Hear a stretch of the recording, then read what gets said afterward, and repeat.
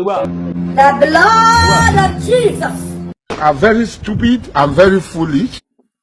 Yeah. The blood of Jesus. How be juju be that? Blood of Jesus. What is that? Yeah!